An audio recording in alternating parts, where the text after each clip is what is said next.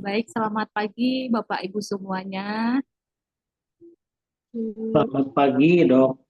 Ya, terima kasih kepada Gita dan juga Klinik Pratama kita yang telah memberikan saya kesempatan hari ini untuk berbagi sharing mengenai dampak gadget pada mata anak.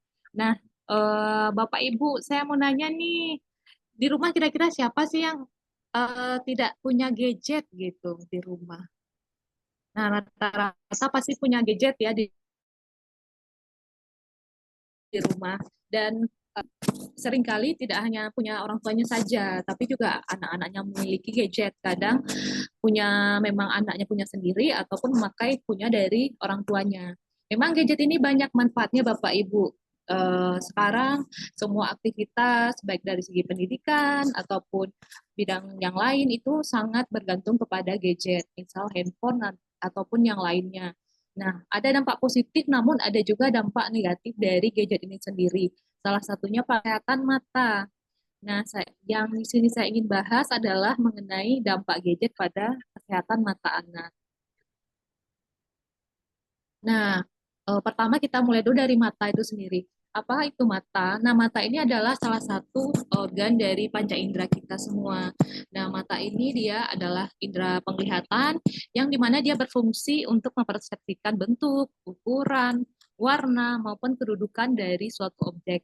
Nah, namun mata ini punya fungsi yang lain yang istilahnya spesial, bukan hanya panca indera. Jadi kalau orang bilang kita bisa berkomunikasi dengan mata. Jadi mata juga salah satu alat dari komunikasi karena bagaimana seseorang senang, marah itu juga bisa terlihat dari matanya.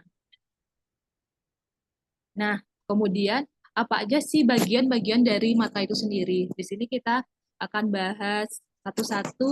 eh, jadi di bagian yang kecil mata dengan ukuran yang sekecil itu memiliki berbagai macam bagian yang dengan fungsinya masing-masing. Nah, pertama dari lapisan yang paling luar itu ada namanya kornea. Jadi kornea ini merupakan bagian terluar dari mata yang mana dia berfungsi untuk melindungi mata kita serta memfokuskan cahaya sebelum diterima oleh lensa mata. Itu awalnya dengan kornea. Nah, kemudian juga ada bagian mata yang selanjutnya itu ada namanya iris. Iris ini adalah istilahnya lapisan pigmen. Pigmen itu artinya dia memiliki warna. Dia memiliki warna yang nanti akan memberikan warna kepada mata kita. Nah, jadi kalau orang Indonesia mungkin hitam sampai kecoklatan, ada juga yang warna pigmennya biru, hijau untuk yang dari luar negeri. Nah, selain memberikan warna pada mata, dia itu juga nanti mengatur banyaknya cahaya yang masuk ke mata karena nanti otot-otot yang di sekitar iris ini dia akan mempengaruhi ukuran dari namanya pupil nanti. Nah, kemudian ada juga namanya retina. Retina ini merupakan di sini merupakan bagian yang lebih dalam lagi dari mata kita. Jadi di retina ini banyak terdapat sel-sel fotoreseptor. Istilahnya fotoreseptor adalah sel-sel penerima cahaya yang nantinya akan mengubah cahaya itu menjadi sebuah istilahnya impuls atau sebuah bentuk yang nantinya akan diproses oleh saraf-saraf mata dan nanti akan diteruskan ke otak. Nah, nanti di otaklah akan dipersepsikan ini kita misal melihat handphone, melihat laptop gitu. Nah, kemudian selanjutnya ada pupil. Jadi pupil itu merupakan bagian bulat kecil di tengah-tengah mata. Nah, pupil itu seperti lubang. Dia mengontrol jumlah cahaya yang masuk ke dalam mata kita. Nah, ada juga namanya sklera. Sklera ini merupakan yang ini, yang bagian putih pada mata kita. Nah, sklera ini sendiri itu berfungsi untuk melindungi jaringan yang ada di dalam bola mata kita. Nah, kemudian apa selanjutnya itu ada namanya konjungtiva. Jadi konjungtiva ini bagian dari di dalam dari kelopak mata kita, kemudian lanjut ke sampai sini. Kalau di gambar mata kita dibelah ke depan itu dia di sini konjungtiva. Nah, konjungtiva ini dia berfungsi menjaga bagian dalam dari kelopak mata dan juga agar mata kita tetap lembab sehingga memudahkan mata untuk berkedip. Kemudian ada bagian selanjutnya. Bagian selanjutnya itu ada rongga vitreous namanya. Jadi rongga vitreous ini dia berfungsi untuk mempertahankan bentuk dari mata kita. Jadi dia berisi cairan gel, namanya cairan vitreous. Kemudian ada juga bagian yang lebih dalam lagi yang merupakan bagian juga dari retina adalah makula. Makula ini dia berfungsi mengolah cahaya yang masuk ke mata menjadi gambar dari objek yang nanti akan kita lihat dengan baik dan juga detail.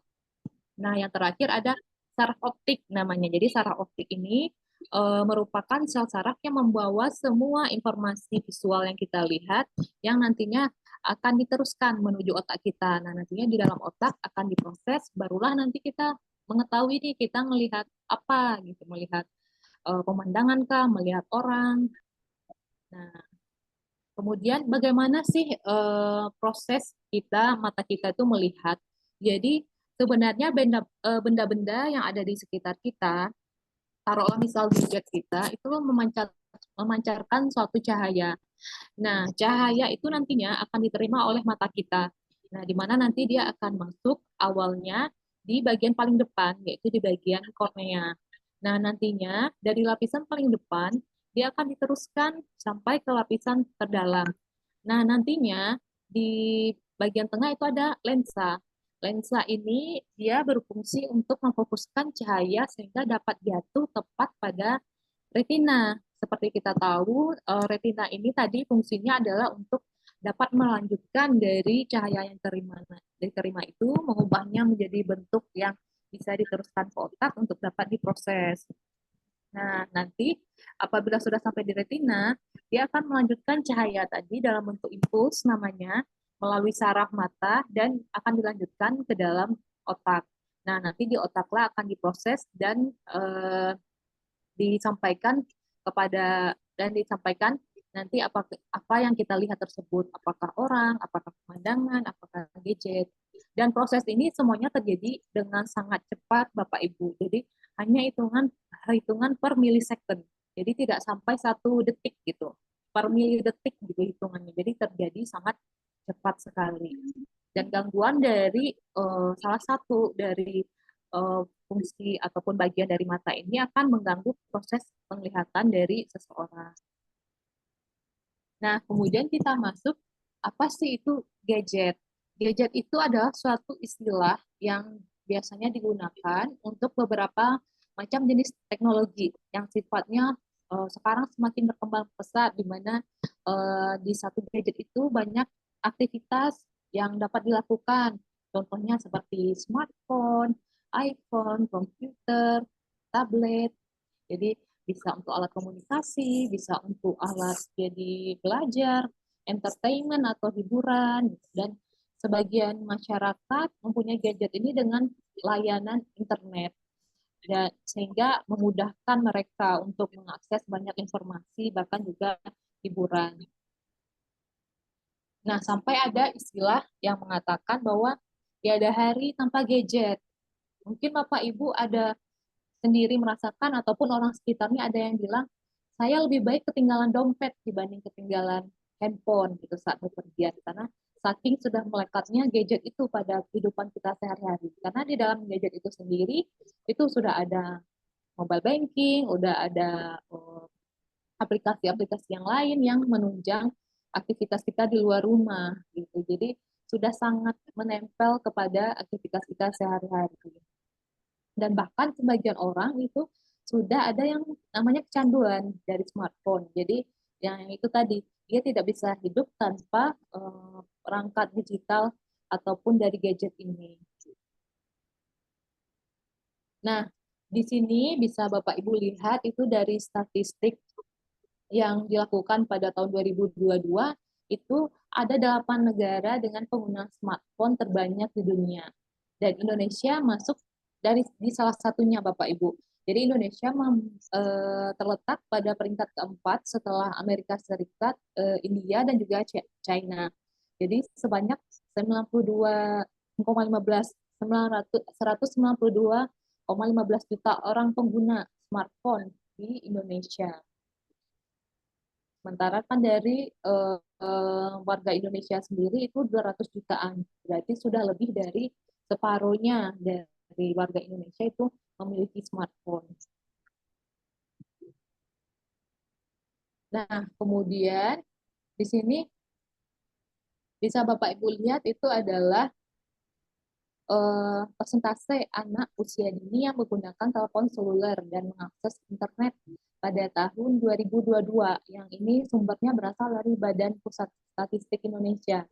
Nah, jadi yang hijau itu 0 sampai 4 tahun itu sebanyak 25,5%. Kemudian 5 sampai 6 tahun paling banyak itu sebanyak 52,76%. Dilanjut kemudian eh, yang ini adalah yang mengakses telepon seluler. Sementara yang mengakses internet itu untuk 0 sampai 4 tahun itu sebanyak 18,79%. Dan 5 sampai 6 tahun sebanyak 39,97%. Jadi lumayan banyak ya Bapak Ibu sekalian. Nah, sebenarnya apa saja sih faktor yang menyebabkan timbulnya dampak negatif dari gadget tadi kepada mata kita? Sebenarnya gadget ini seperti yang kita sudah tahu semua memang memiliki dampak positif juga. Jadi semenjak 2019 mungkin ya, semenjak masa pandemi itu kita sangat bergantung pada gadget, di mana pendidikan, kemudian bidang yang lain itu sangat seperti pekerjaan di berbagai sektor itu sudah bergantung sekali dengan gadget karena berkurangnya waktu dan kesempatan pada saat itu di mana kita harus lockdown untuk bertatap muka langsung sehingga beralih aktivitas menggunakan gadget seperti yang kita lakukan saat sekarang ini melakukan webinar melalui Zoom meeting itu juga kan harus menggunakan gadget. Nah, gadget ini pun juga seperti pendidikan anak-anak waktu itu TK, SD juga akhirnya dialihkan dengan menggunakan gadget, dengan menggunakan smartphone. Nah, jadi sebenarnya itu merupakan salah satu dampak positifnya. Nah, namun terdapat juga dampak negatif Bapak Ibu dari gadget ini kepada mata. Apa sih yang membuat sebenarnya munculnya dari dampak negatif ini? Nah, salah satunya itu adalah sinar biru. Jadi sinar biru ini adalah suatu sinar yang dipancarkan oleh gadget kita Bapak Ibu. Jadi gadget ini memancarkan sinar biru yang nantinya dapat mempengaruhi tubuh kita. Jadi hormon, kemudian kulit dan mata kita itu sangat bisa dipengaruhi oleh sinar biru ini, di mana dia dapat merubah atau mengganggu fungsi yang normal dari tubuh kita. Nanti akan saya jelaskan lebih lanjut, Bapak Ibu. Kemudian juga yang kedua dari durasi penggunaannya. Jadi gadget ini jika digunakan dalam durasi yang tidak terlalu lama, maka itu akan meminimalisir efek samping dari gadget ini. Nah, namun pada sehari-harinya, pada kenyataannya, gadget ini kan kita menggunakan kadang tidak sadar sampai berjam-jam. Kemudian seperti anak-anak yang sekolah atau ada tugas dengan gadget itu mereka menggunakan gadget sejam 2 jam untuk tugas, kemudian dilanjutkan dengan bermain game ataupun hiburan yang lain sehingga penggunaan gadget dapat berlangsung sampai berjam-jam. Kemudian juga dari segi pencahayaannya. Nah, jadi terkadang menggunakan gadget ini ada kecenderungan untuk dengan posisi seperti tiduran di sofa atau di kasur, di kamar atau ruangan yang pencahayaannya kurang. Nah, jadi gadget ini apabila pencahayaannya kurang atau pencahayaannya terlalu tinggi, terlalu terang, itu nantinya akan mengganggu proses normal dari pencahayaan juga yang ke mata kita. Karena seperti dijelaskan tadi, proses mata kita melihat itu sangat bergantung dari cahaya yang masuk ke mata kita. Nah, kemudian apa aja sih Bapak Ibu gejala yang dapat timbul dari gadget ini? Nah, tanda-tanda kalau sudah ada masalah pada mata kita itu akibat gadget, ada beberapa gejala yang bisa bisa jadi muncul. Pertama, merasakan nyeri pada mata. Kemudian merasakan sakit kepala, kemudian juga bisa pandangan menjadi kabur, atau pandangan menjadi ganda, kemudian mata kering dan juga mata gatal, kemudian mata lelah juga bisa dirasakan. Dan mata kering ini juga bisa nanti menjadi mata merah, Bapak Ibu. Nah, ini ada saya temukan beberapa penelitian mengenai penggunaan gadget ini sendiri. Jadi, gadget ini dari sebuah penelitian yang dilakukan pada tahun 2020 itu pada anak usia sekolah, usia 4 sampai 17 tahun. Nah, ditemukan bahwa penggunaan gadget dapat menyebabkan terjadinya miopia. Miopia ini adalah eh, rabun jauh. Jadi, di mana seseorang itu mengalami kesulitan dalam membaca tulisan atau gambar yang atau angka yang jauh. Nah, jadi pada penelitian ini ditemukan bahwa anak-anak yang dengan penggunaan gadget itu mengalami rabun jauh di tingkat sedang. Jadi ukuran kacamata itu kalau bisa dibilang -3 ke atas. Nah, itu artinya sangat berpengaruh penggunaan gadget ini Bapak Ibu. Di mana juga nanti rabun jauh ini biasanya kalau pada usia anak sampai remaja itu sudah sedang, kemungkinan nanti pada usia dewasa itu bisa makin bertambah ukurannya. Jadi kemungkinan nanti pas dewasa akan besar ukurannya, akan terjadi rabun jauh dengan minus yang tinggi. Nah, kemudian juga ini ada penelitian bahwa penggunaan dari gadget ini akan menyebabkan terjadinya penyakit mata kering. Jadi penyakit mata kering ini di mana mata kita itu terasa bisa gatal, terasa ada yang mengganjal, kemudian lama-kelamaan bisa menjadi merah dan kadang juga mengganggu penglihatan menjadi kabur gitu daripada biasanya. Dan itu berhubungan dengan penggunaan dari uh, screen atau layar atau gadget. Nah, ini kita jelaskan lebih lanjut, Ibu, Bapak Ibu. Jadi ada namanya sindrom penglihatan komputer atau digital eye strain. Nah, ini adalah sebuah penyakit gangguan kesehatan pada mata yang terjadi akibat paparan layar terlalu lama. Nah, hal ini diakibatkan dari cahaya biru tadi yang dengan intensitas tinggi. Nah, terutama yang gampang atau mudah berefek adalah pada kesehatan mata anak, karena di sini mata anak itu masih berkembang, Bapak Ibu. Jadi, eh, sinar biru ini akan mengganggu perkembangan dari mata anak. Nah, kenapa dia sinar biru ini berbahaya? Karena dia bisa mempengaruhi retina. Jadi sinar biru ini bisa menyebabkan gangguan dari retina mata kita, di mana retina ini merupakan tadi kita tahu adalah bagian yang melanjutkan dari cahaya tadi mengubahnya menjadi sebuah impuls yang akan dilanjutkan ke otak. Nah, jadi gangguan dari retina ini tentunya akan menyebabkan gangguan juga pada penglihatan mata kita. Nah, ada bagian makula namanya bisa ini adalah efek jangka panjang dari makula ini dapat terganggu karena dari sinar biru tadi. Apabila sudah sampai pada gangguan dari makula, itu biasanya akan sangat terjadi gangguan penglihatan yang cukup berat, Bapak Ibu, di mana nanti penglihatan kita itu di tengah-tengahnya seperti hitam, seperti kosong. Jadi hilang namanya penglihatan sentralnya. Nah, efek jangka pendeknya juga ada saya membaca bahwa sinar biru ini juga mempengaruhi nantinya kelenturan dari bola mata, sehingga bola mata seseorang atau terutama anak yang menggunakan gadget dalam waktu yang lama itu nanti gampang untuk memanjang. Nah, jadi jika panjang dari bola mata ini bertambah, itu nanti akibatnya itu bayangan tadi yang harusnya jatuh pada retina itu bisa tidak tepat jatuhnya pada retina. Jadi terjadi gangguan fokus oleh si lensa. Nah, karena gangguan fokus ini banyak yang akhirnya menderita rabun jauh atau miopia tadi karena pengaruh dari sinar biru ini. Nah, kemudian selanjutnya ada mata kering. Nah, kenapa sih bisa terjadi mata kering pada anak yang menggunakan gadget? Itu salah satunya dikarenakan apabila kita atau anak menggunakan, mungkin kita bisa juga merasakan sendiri, menggunakan gadget ini, itu kita cenderung untuk fokus dalam waktu yang cukup lama. Jadi saking kita menikmati isi atau konten dari gadget tadi, mata kita kadang sampai lupa untuk berkedip, Bapak Ibu. Jadi berkurangnya frekuensi untuk berkedip mata ini tentunya akan mengurangi juga produksi dari air mata kita dan persebaran dari air mata kita. Karena memang mata kita ini dari berkedip itu dia berfungsi untuk membasahi permukaan dari mata kita. Nah, akibat kurangnya dari berkedip ini nanti akan muncul gangguan mata yaitu matanya kering.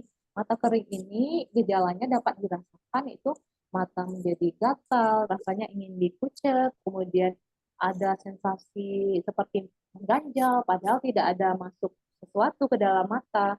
Kemudian nantinya kalau memang akhirnya terpucat, mata itu bisa jadi merah. Jadi muncullah peradangan dari permukaan mata, sehingga muncul juga Bapak Ibu mata merah. Jadi mata seseorang merah itu nggak harus karena infeksi. Jadi kalau infeksi kan biasanya mata merah dengan belekan, dengan tarik matanya banyak. Nah, tapi kalau misalnya karena gadget ini, dia biasanya tidak ada tarik matanya, tapi matanya merah. Dan merahnya itu bisa juga merah sehebat merah infeksi gitu.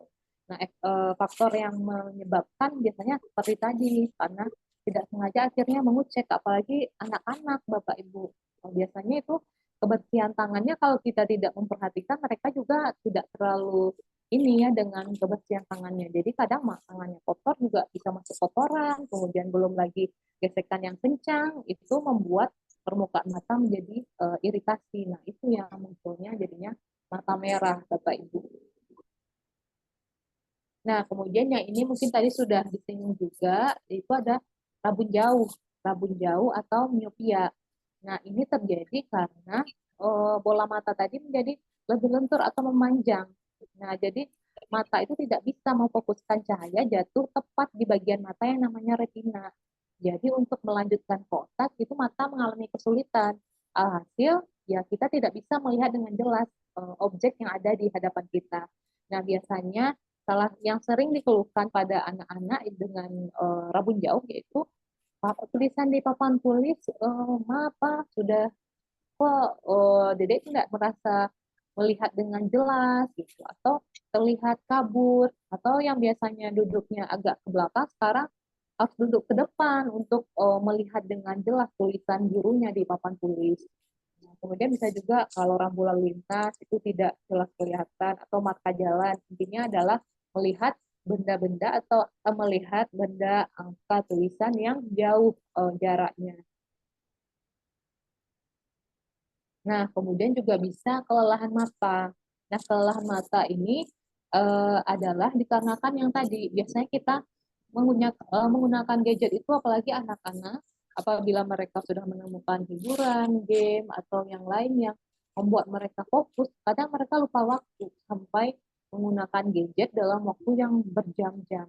Nah, padahal mata itu butuh waktu juga untuk istirahat Bapak Ibu. Jika mata digunakan untuk fokus dalam waktu yang terlalu lama, biasanya otot-otot yang ada di sekitar mata itu bisa menjadi tegang, Bapak Ibu. Nah, apabila otot ini sudah tegang, maka muncullah namanya kelelahan dari mata kita. Nah, apabila mata sudah lelah, ya akhirnya fungsi dari mata itu sendiri tidak berjalan dengan seharusnya. Akibatnya penglihatan menjadi buram dan kadang-kadang juga ada yang mengeluhkan seperti penglihatannya menjadi silau. Nah, kemudian yang ini ada mata merah tadi. Jadi mata merah ini selain yang berhubungan dengan mata kering tadi ya Bapak Ibu karena efek dari kucetan karena tidak nyaman dikarenakan matanya yang kering, juga bisa terjadi karena radiasi dari smartphone ataupun gadget tadi. Jadi radiasi yang berasal dari sinar biru tadi itu bisa juga mempengaruhi dari pembuluh mata kita, pembuluh darah. Jadi pembuluh darah pada mata itu bisa menjadi melebar, kemudian bisa juga menjadi meradang. Nah, akhirnya muncullah mata merah seperti yang ada pada gambar ini. Nah, namun biasanya itu mata merahnya bukan karena infeksi, Bapak Ibu. Jadi mata merahnya seringkali tidak ada belekannya, cuman matanya merah banget gitu ya.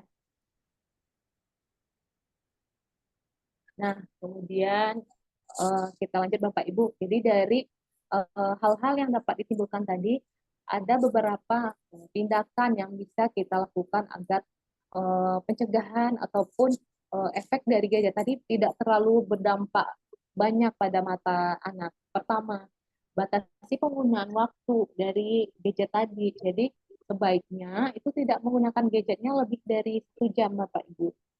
Jadi ada yang bilang kalau idealnya penggunaannya itu di bawah 3 jam. Kalau 1 jam tentu lebih baik, tapi semaksimalnya 3 jam. Nah, nantinya kalau misalnya waktunya dibatasi, mata bisa beristirahat.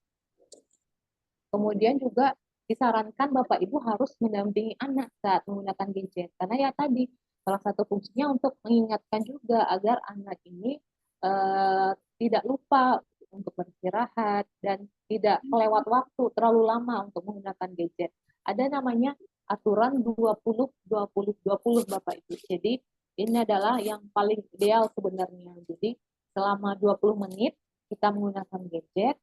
Nah, nanti 20 menit kemudian itu sebaiknya matanya dilihat dulu ke bagian yang lain, ke lingkungan sekitar. Bisa dengan melihat jauh ke arah pemandangan, jalan, pokoknya di luar dari layar handphone ataupun layar dari gadget kita. Jadi dialihkan dulu matanya. Nah, nanti 20 menit lagi jika memang masih diperlukan untuk menggunakan gadget, bisa menggunakan gadget lagi selama 20 menit. Kemudian 20 menit lagi juga istirahat. Itu adalah yang paling ideal sebenarnya caranya. Nah, juga yang terpenting adalah makan makanan yang bergizi Bapak Ibu untuk kesehatan mata seperti sayur wortel dan juga sayuran yang lainnya.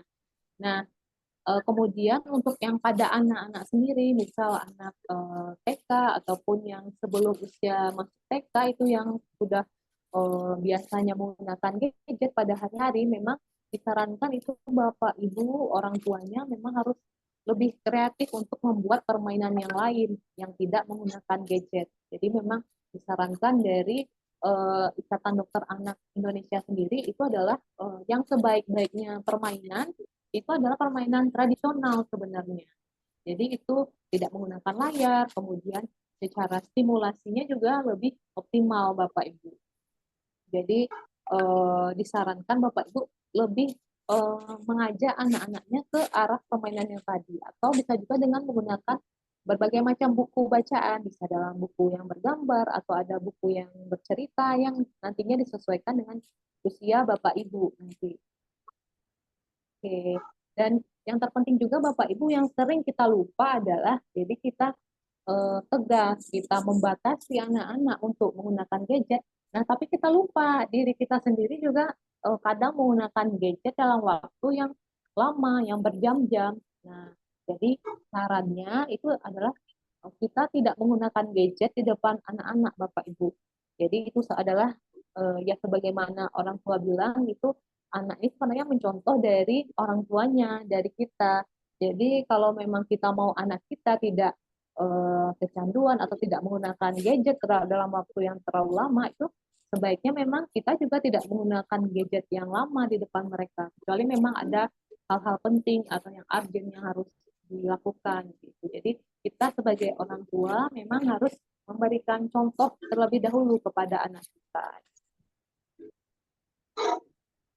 Oke, kemudian untuk kesimpulan dan pesan yang mungkin dibawa pulang adalah gadget ini seperti pisau bermata dua sebenarnya Bapak Ibu. Jadi seperti yang kita tahu dia memiliki dampak positif di mana bisa untuk pendidikan, untuk kita mencari informasi yang kadang kita tidak bisa tanya ke orang lain, yang orang lain pun tidak tahu, tapi mereka dengan mengetik di Google kita bisa dapat informasinya. Kemudian bisa juga untuk hiburan seperti musik, permainan. Nah, namun di samping dari berbagai macam dampak positifnya, itu juga gadget memiliki dampak negatifnya. Salah satunya yang tadi, efek kepada mata, terutama pada mata anak. Itu sangat rentan sekali terjadi gangguan kesehatan mata karena dari gadget. Jadi gadget ini sebenarnya Mbak Pis, kalau saya bilang Mbak Pisau bermata dua. Jadi ada efek negatifnya, ada juga efek positifnya. Jadi dibutuhkan kebijaksanaan yang sangat untuk penggunaan dari gadget ini sendiri. Apalagi pada anak-anak yang belum terlalu paham mengenai dampak positif dan negatifnya. Nah, kemudian apabila Bapak Ibu anak-anaknya di rumah memiliki gejala seperti yang disebutkan tadi, ataupun hal lain yang dirasakan setelah menggunakan gadget terlalu lama, boleh dikonsulkan dengan tenaga kesehatan.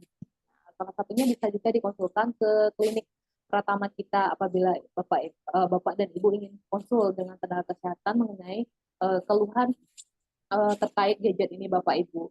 Nah kemudian nanti apabila memang dari tenaga kesehatan mengatakan bahwa anak bapak ibu kemungkinan sudah terjadi efek dari penggunaan gadget.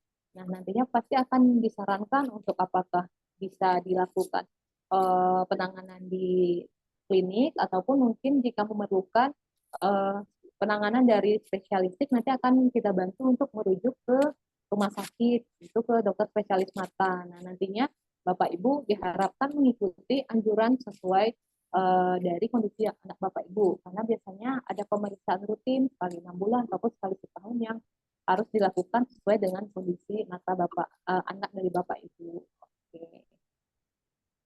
Mungkin sekian yang dapat saya sampaikan. Terima kasih kepada Bapak Ibu sekalian. Apabila ada pertanyaan, mangga kita diskusikan bersama. Saya kembalikan kepada Teh Gita. Iya, makasih ya dok. Pemaparan materinya udah selesai nih. Selanjutnya akan ada pembukaan sesi tanya jawab. Silakan buat Bapak Ibu yang mau mengirim pertanyaannya bisa di kolom chat atau di open mic ya. Silakan Bapak Ibunya siapa yang mau bertanya.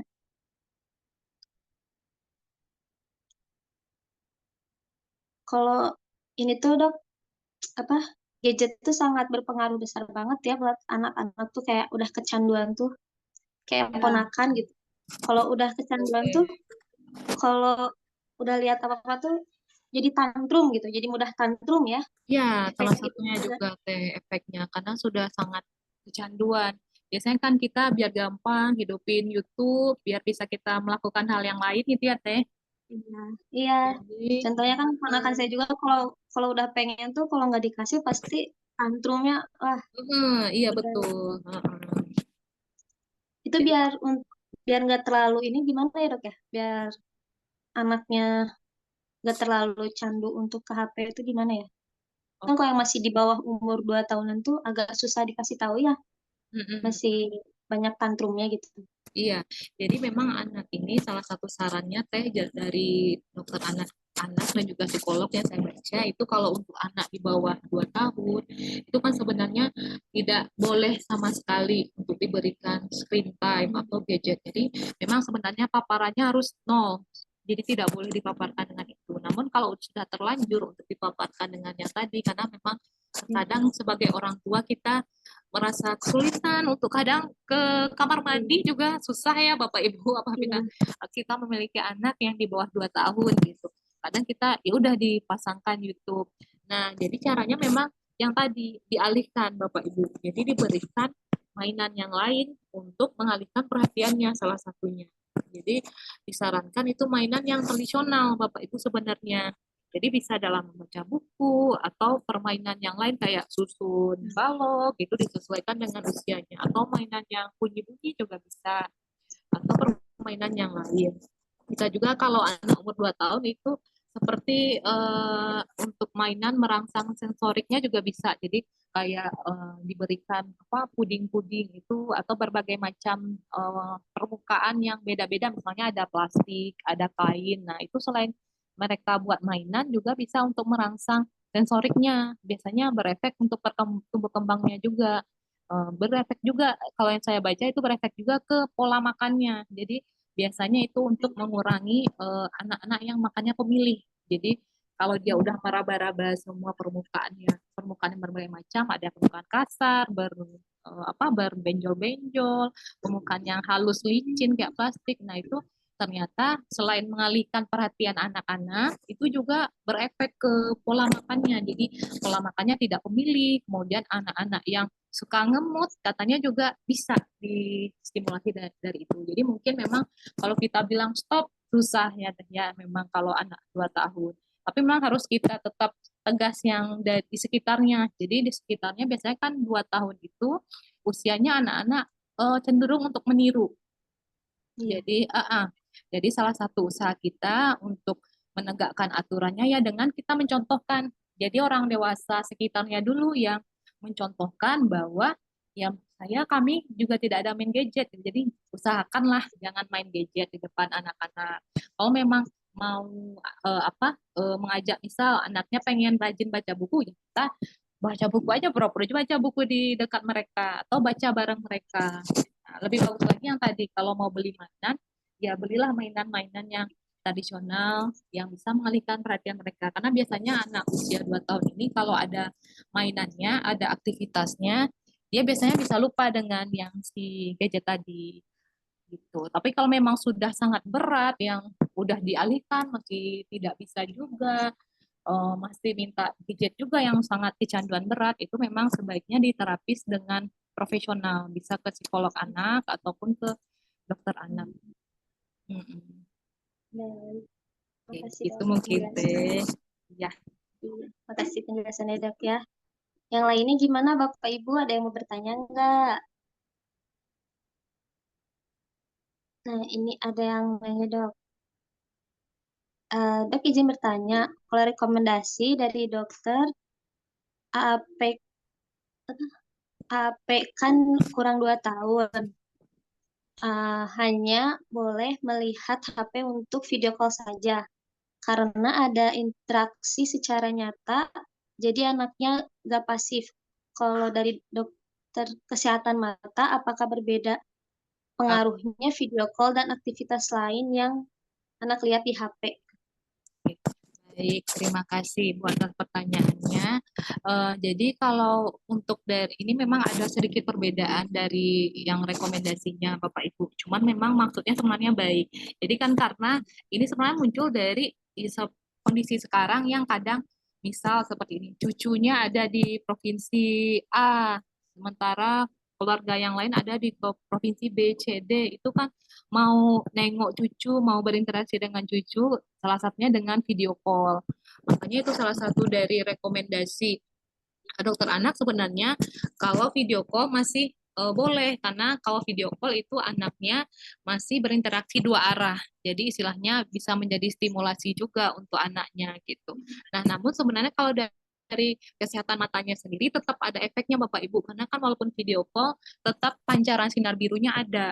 Cuman makanya itu tadi ada saran jangka waktunya. Jadi kalau dari kesehatan mata sendiri itu yang cenderung muncul efek negatif dari gadget itu terutama pada penggunaan lebih dari 1 jam. Nah, jadi makanya disarankan kalau memang mau video call pun, kalau demi kesehatan matanya, walaupun video call-nya itu memang secara interaksi itu merupakan suatu stimulus sebenarnya, stimulus positif untuk anak-anak. Jadi karena terjadi interaksi dua arah gitu. Nah, namun lebih baik gitu daripada menonton YouTube saja yang hanya stimulusnya satu arah. Namun dari kesehatan matanya tetap ada efeknya Bapak Ibu. Nah, jadi kalau memang mau video call pun memang disarankan itu kalau bisa kurang dari 1 jam. Kalau memang bisa tidak setiap hari lebih bagus gitu. Jadi paparan sinar birunya ke mata itu lebih minimal. Gitu. Cuman kan kadang ya kita untuk lepas dari video call ini agak susah seperti yang saya bilang tadi ya Pak. Jadi karena kadang neneknya pengen video call, neneknya di provinsi yang lain, cucunya di provinsi ini. Jadi itu ada saran dari saya dan dari yang saya baca itu memang dari durasinya saja Bapak Ibu. Jadi udah durasinya itu kalau bisa dikurangi jangan terlalu lama dan kemudian layarnya jangan terlalu dekat ke wajah anaknya gitu. Mungkin seperti Dan itu Bapak Ibu. ya ada lagi pertanyaan dari Bapak Ibu yang lainnya. Bisa sambil open kameranya nggak ya, biar bisa saling tahu gitu. Ibu bapaknya, kita sambil sharing-sharing yang lain, silahkan ada yang ditanyain, Ibu, mangga, Ibu Bapak.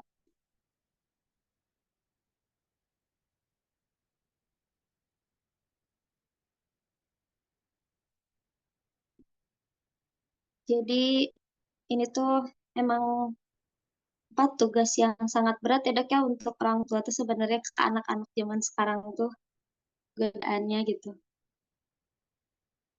Iya, betul sekali Teh, sangat berat godaannya. Saya sendiri pun merasa demikian. Karena kita kadang apalagi pada ibu-ibu yang orang tuanya dari anaknya bekerja, kadang suka nitip minta tolong ke neneknya atau nitip ke yang lain ke pengasuh. Kitanya sudah menjaga anak kita biar tidak screen time, biar tidak apa terpapar gadget. Nah, mereka yang papar. Jadi kadang memang susah nyatanya, tapi setidaknya kita berusaha gitu meminimalisir meminimalisir seminimal minimalnya itu. Kalau prinsip saya adalah sewaktu bersama kita, minimal sewaktu bersama orang tuanya screen time-nya kalau memang pada orang lain itu banyak, berarti kalau bisa pada waktu bareng kita itu no screen time-nya atau minimal gitu.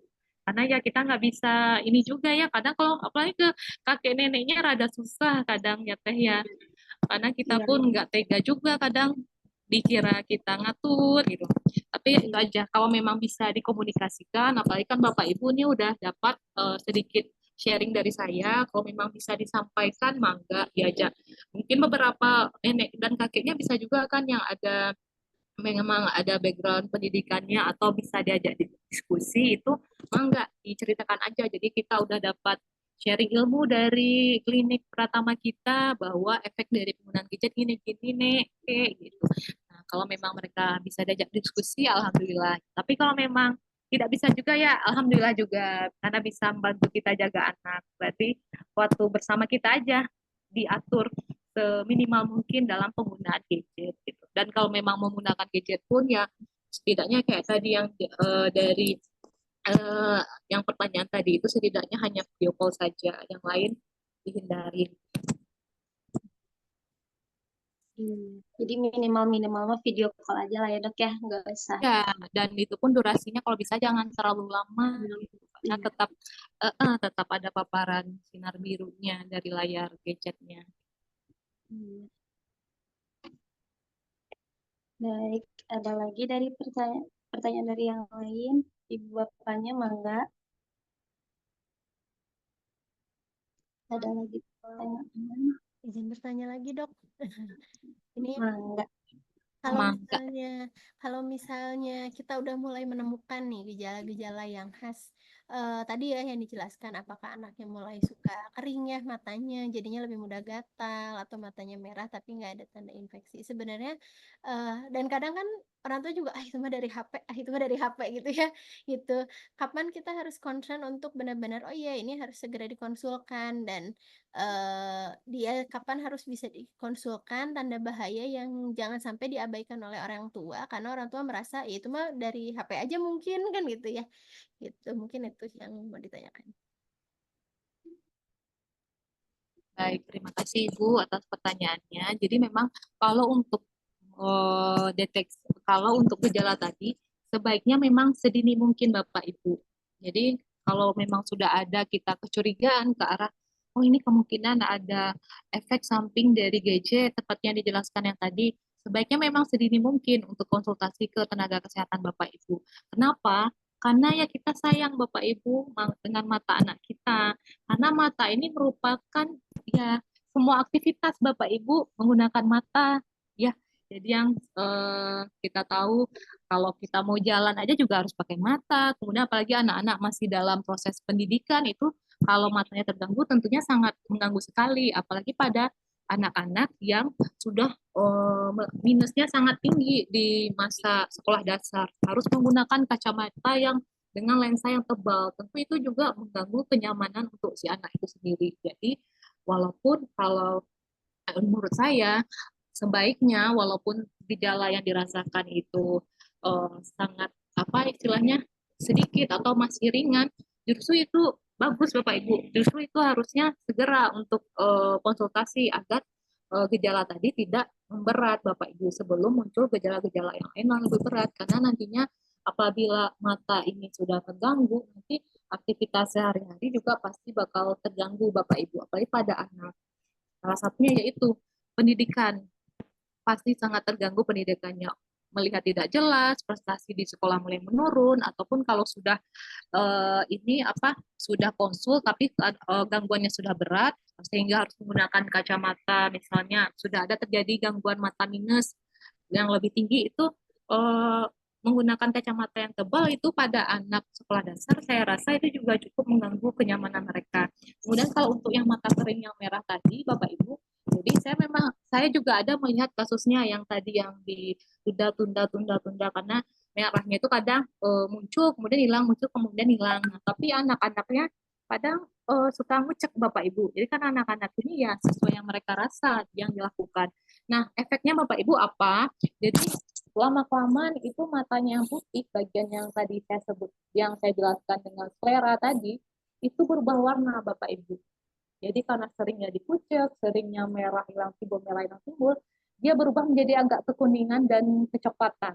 Jadi akhirnya matanya itu seperti eh, ya seperti orang sakit gitu Bapak Ibu. Jadi matanya sudah tidak bening, tidak putih seperti sedia kala lagi. Jadi karena itu jadi berubah. Tentu secara walaupun sebenarnya itu secara fungsi matanya masih berfungsi normal. Kalau cuma hanya gangguan dari yang putihnya sklera tadi aja, itu biasanya penglihatannya masih normal. Namun secara estetika, secara bentuk penampilan tentu kita sangat sedih gitu melihat anak kita kenapa ya matanya kayak kurang cerah, matanya kayak orang sakit kuning gitu. Padahal anaknya emang nggak tidak sakit kuning, cuma karena efek terlalu sering dikucek-kucek, jadi selera mata tadi bisa berubah warna dan itu saya ada pernah bertemu kasusnya gitu. Jadi kalau sebaiknya rekomendasinya memang sedini mungkin Bapak Ibu. Tujuannya ya apa yang tadi agar kita bisa mencegah progresivitas atau tingkat keparahan dari gangguannya tadi agar kalau bisa disembuhkan disembuhkan, tapi kalau bisa memang tidak bisa disembuhkan kayak yang tadi ya Bapak Ibu biasanya kalau skleranya sudah berubah warna, sudah kuning apalagi sampai agak kecoklatan itu sudah tidak bisa dikasih obat atau yang lain lagi. Memang ya dibiarkan saja, memang bakal seperti itu berarti sampai dia dewasa, sampai dia tua. Yang bisa dilakukan hanya tidak memperparah, tapi tidak bisa mengembalikan warnanya putih seperti semula. Gimana Ibu? Apa masih ada yang ditanyakan atau kurang jelas? Dok. Baik, ini dok ada pertanyaan lagi dari Pak Sandi. Izin bertanya dok, apakah ada kacamata khusus untuk balita atau anak sehingga mengurangi efek sinar biru dan lain-lain? Oke, baik. Baik Bapak, kalau yang setahu saya memang ada Pak untuk kacamata anti radiasi. Biasanya ditambahkan di kacamata biasa atau kacamata beresep. Nah, namun yang perlu diingat Pak, untuk kacamata anti radiasi ini, yang setahu saya, walaupun itu jadi biasanya Bapak boleh tanya ke optik. Biasanya kalau untuk kacamata anti radiasi ini dia ada beberapa macam. Ada yang kualitasnya biasa aja, ada yang sampai kualitasnya bagus, yang buatan Jerman sama apa gitu, saya lupa. Nah, itu gunanya dari kacamata anti radiasi ini bukan berarti memblok, Pak. Jadi dia hanya memfilter. Memfilter istilahnya mengurangi paparan dari sinar biru tadi. Nah, jadi tetap ada beberapa persen sinar birunya yang masuk. Apalagi kalau makainya cuman ke anti radiasi yang biasa, saya lupa ininya namanya, tapi dia biasanya kalau di optik yang lengkap, dia akan menawarkan beberapa jenis, beberapa macam untuk anti radiasinya. Nah, kalau yang jenis biasa ini, kalau saya tidak salah itu hanya 30-35% dia menahan. Nah, sisanya tetap masuk. Jadi itu, walaupun balita atau anak Bapak Ibu sekalian dikasih kacamata anti radiasi, ya tetap saran saya, waktu screen time-nya tetap dibatasi. Jadi itu istilahnya untuk mengurangi efek, cuman sinar birunya kan tetap masuk. Artinya kalau waktu screen time-nya tetap panjang, kemudian dilakukan berhari-hari, tentunya efeknya tetap bisa muncul Bapak Ibu, walaupun mungkin munculnya itu lebih lambat dibandingkan anak dan balita yang tidak menggunakan kacamata anti radiasi. Namun tidak melindungi 100% Bapak Ibu. Karena kalau yang saya tahu sih belum ada yang memblok 100% dari lensa dari blue light atau dari sinar biru ini. Namun nanti kalau saya ada temukan nanti saya coba cari informasi juga, kalau ada saya temukan nanti saya share. Tapi kalau sejauh yang saya tahu belum ada Bapak Ibu. Iya. Baik. Masih ada pertanyaan yang lain dari ibu bapak yang lain, mangga. Masih ada yang ingin bertanya.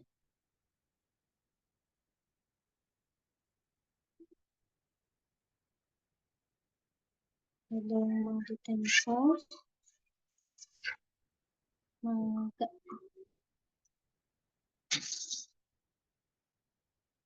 Hmm. Hmm.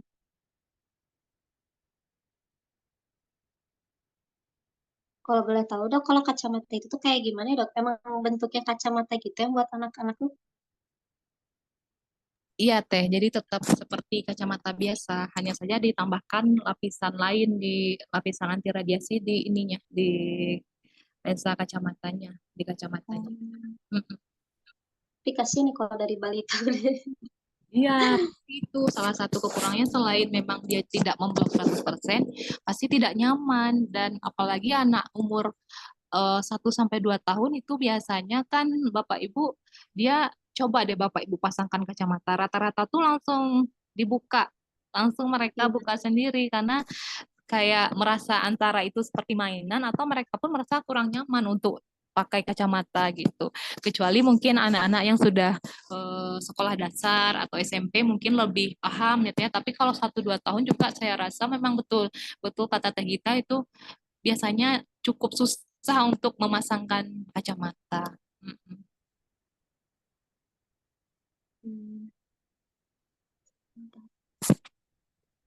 Iya.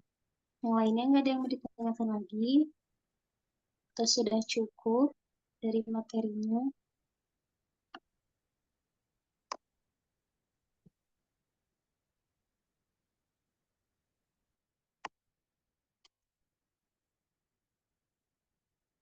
Ya udah. Hmm. Itu sudah tidak ada pertanyaan lagi dari ibu yang lain atau bapak yang lain juga. Sudah ada yang masih penasaran gitu. Nggak apa-apa bisa di kolom chat atau bisa on mic-nya untuk bertanya, silakan. Kalau ada yang masih kurang-kurang dari materinya gitu.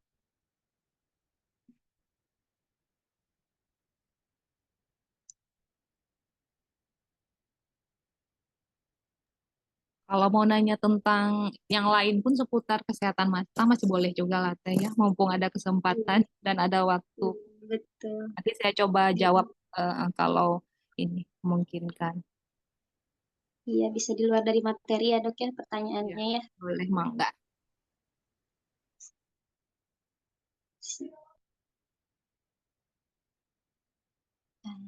Mangga ibu. Sepertinya sudah tidak ada pertanyaan yang lain ya. Kalau seperti itu kita tutup aja ya acara ini. Baik, terima kasih atas pemaparan yang sangat menarik ya dari Dr. Lisya. Bagaimana Ibu Bapak untuk materi kali ini menarik kan? Nanti kalau emang ada yang masih mau ditanyakan, bisalah via WA klinik aja ya. Nanti bisa dikonsulkan, bisa ditanyakan lagi. Em, Tentu aja kita jadi banyak tahu tentang dampak gadget pada mata anak ya, dan bagaimana cara mencegahnya. Di sini saya izin menyampaikan kesimpulan dari materi yang tadi. Kesimpulan yang kita dapat, eh, penggunaan gadget secara berlebihan dapat merusak kesehatan mata anak. Sinar biru yang dipancarkan oleh layar gadget adalah penyebab utama dari masalah itu. Karena sinar biru itu dapat merusak retina, bagian mata yang sangat sensitif terhadap cahaya. Selain itu, terutama pada menatap layar membuat mata bekerja terlalu keras dan kurang berkedip sehingga mata menjadi kering. Dan dampaknya itu seperti mata lelah, mata kering gatal, kabut jauh, terus kerusakan pada retina yang menyebabkan masalah penglihatan yang lebih serius.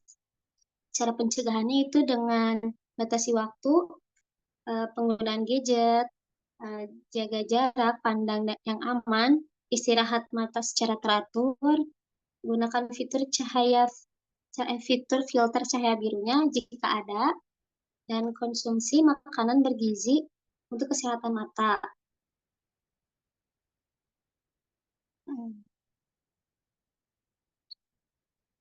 Nah, bentar. Nah, lanjutannya, dan ada konsumsi makanan bergizi untuk kesehatan mata. Intinya, penggunaan gadget harus bijak dan seimbang. Orang tua perlu mengawasi penggunaan gadget terhadap anak untuk mencegah masalah kesehatan mata. Ingat, kesehatan mata anak adalah investasi untuk masa depan. Untuk Pak Sandi, nanti ini rekaman webinarnya kita kirim di grup ini ya, grup webinar ya, nanti dikirim, nanti ada ini apa? Ada hasil rekamannya. Baik, kesimpulan dari saya seperti itu. Bagaimana dok? Ada yang ingin ditambahkan lagi atau ada masukan yang lain lagi dok? Nah, jika ada keluhan, mangga dikonsultan ke klinik pertama kita, Bapak Ibu. Nah, ya sudah, saya tutup aja ya. Saya ucapkan terima kasih yang sebesar-besarnya kepada Dr. Lisha yang telah meluangkan waktu dan berbagi ilmunya. Dan tak lupa saya juga berterima kasih kepada Bapak Ibu yang telah menyempatkan waktu untuk mengikuti webinar kali ini hingga acara berakhir ya. Saya ucapkan terima kasih. Demikian webinar kita hari ini. Semoga informasi yang disampaikan